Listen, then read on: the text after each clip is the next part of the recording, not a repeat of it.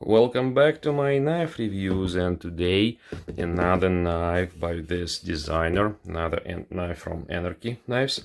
It's a bread knife, and I'll make this story short. I got this knife as a gift because I really like the design of this knife, and I hope that the person who's gonna get the knife gonna like it as well. And it's good for, I guess, for me it's not something what I really need. I'm not that kind of a bread person, to be honest, and but for a lot of people, having a good, like a luxurious bread knife is something they should, which I hope they will appreciate as a gift. So that's the way the knife comes. It also comes with some sort of like a extra paper in here. Very nice box. Similar note from designer maker. And if you don't know much about Anarchy Knives, just a quick recap. So Christian is a designer. He is based in Sweden, in Stockholm, I guess. Knives are made in Portugal. Knives are made by Isel, Portugal. That's a pretty big maker. They are beautiful. The whole line of knives looks like this. So I have my favorite kitchen knife here for comparison. Take a look. So this would be chef's knife. This would be bread knife. It's even longer. So this one's supposed to be 21 centimeter. This one is 23. Sorry about all of the reflections, but anyway, in terms of constructions, it's a partial tang construction. As you can see, that's a single piece of metal which is ground to the edge. It's not a full tang. You don't really need a full tang because it will make the handle even heavier. It's a micarta, black-brown micarta. Looks very nice. Brass bolsters here and there. Some kind of like a, they call it jewelry, but let's call it in the knife's term, it's a rear bolster with something special going on it. So on a chef's knives, you'll get the Anarchy logo. You can see it in here. On bread knife, you will see the shotgun shell, and also you will see some kind of like a quote from I don't even know where, from movies, from some mass media, from pop culture, whatever it is, but nice quotes here. So we see peace through superior firepower, and that's why we have a shotgun shell case or whatever, rear end of the shotgun shell in here. And here we have, because it's like a flagship product, we have Anarchy is the only slight glimmer of hope. Okay, so let's take a closer look about the knife. Again, I am in love with this knife. So I hope this knife will be very good as well for the person who's going to use it. Let's go through the knife because it's kind of like a review, see what's good, if something's not good here. Anyway, steel here is German steel, X50, CRMV, whatever. Regular steel for cutlery from Germany, or at least that's standard steel. So again, it's not like a super steel. Again, for the bread knife, you don't really need it. We have a satin finish. We have Anarchy logo on the right side of the knife. In here on this knife, on the website, if you go to Anarchy Knives, you'll see like a full Anarchy logo, but it's not present on my knife. Christian explained to me that some releases, they did have full logos, some releases did not have full logos. So just those symbols. Also, they discontinued like a pins with a stamp, so they're just plain pins. If you look at the comparison to the website, on my knife, on the other side, I have just the serial number.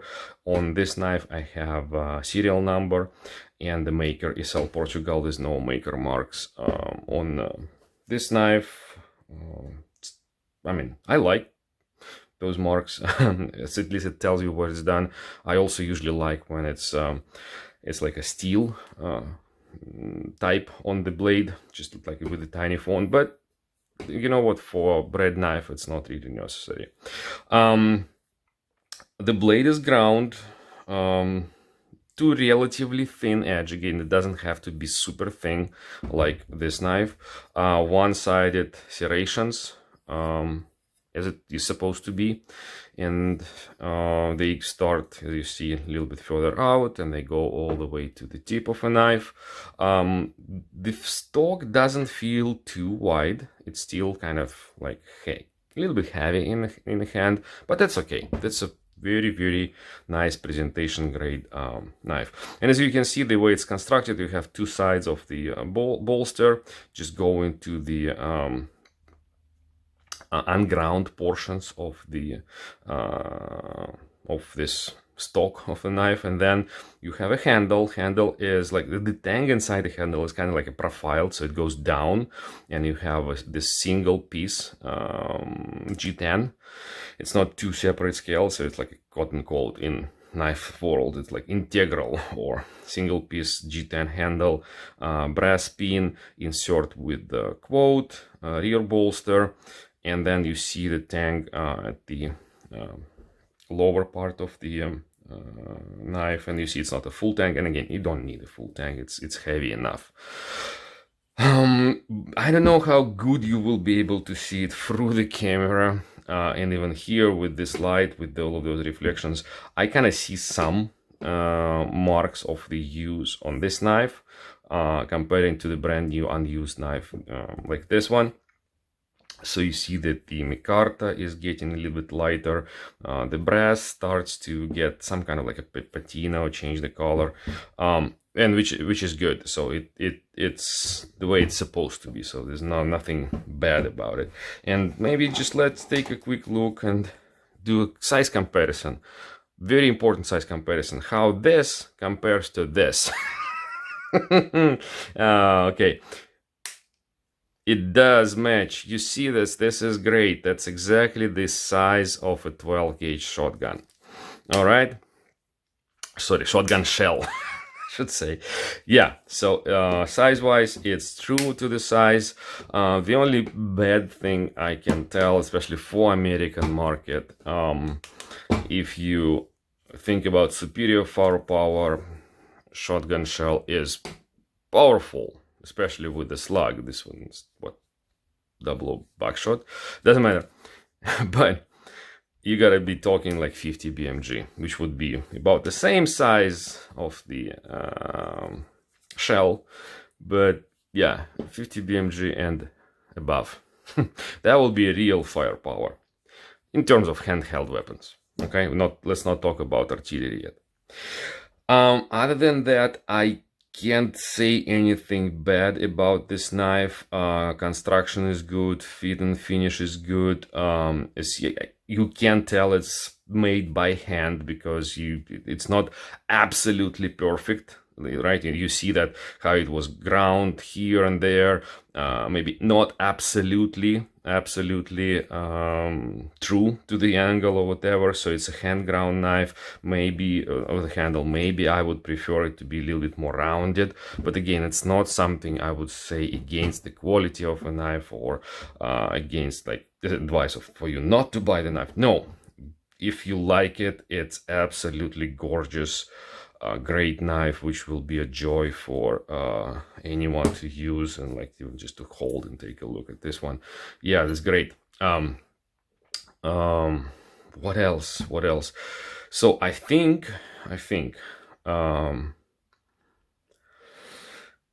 Christian, with all of those great knives, Christian, maybe you will be watching this, I hope you will.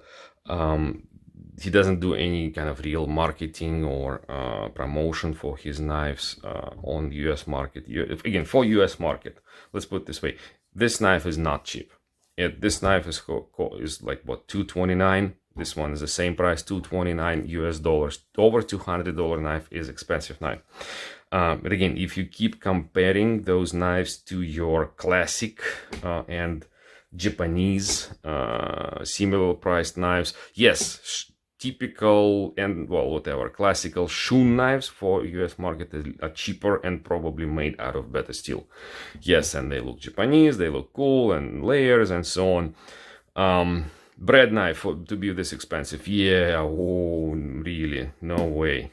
But even those German Wusthofs, they are not that much cheaper. So Wusthof bread knife, the good one with a good integrated bolster, is similar up to $200 for the bread knife. And then you have some Japanese Damascus made under $200 for sure. And then you have, even for the bread knives, you have very expensive knives, which will be $300, $400, $500. But that's the point which I'm making, is that those are mass-produced knives. Still, we're not talking about the custom. Here, what you're getting like a designer knives, like designer cloves, which is produced in small batches, still in the factory, yes, but by hand. And again, great design for a little bit of the price markup. So I personally think that the price is justified for those knives. So. And by the way, sometimes he has some kind of promotions. Buy a couple knives, get a discount, and so on and so forth. So just subscribe to his emails, check his website. I think that's the best place to buy those knives. He ships them from Stockholm and they arrive to US. He ships them internationally. They arrive super fast. Again, nothing bad, just I am personally surprised that they are not that common in US. There's nothing you can find about those knives online or YouTube, just the makers. So I think maybe the best idea what Christian can do is to send this knife, because it has the shotgun shell here like this, send this knife to YouTubers who do guns stuff, who shoot stuff, like Demolition Range, or maybe Kentucky Ballistic, or other YouTubers which really shoot stuff, and they will take a look at this, they will take a look at this, they will take a look at this quote, they will be impressed, and maybe they will feature this knife in their videos. And then imagine you will have tenths of the millions of people just looking at this knife and saying with them, wow, it's so cool. This is it. Let's finish the video. I will put a couple of knives here. Thank you for watching. I hope you like those very interesting knives which I bring to your attention, and see you next time. Bye.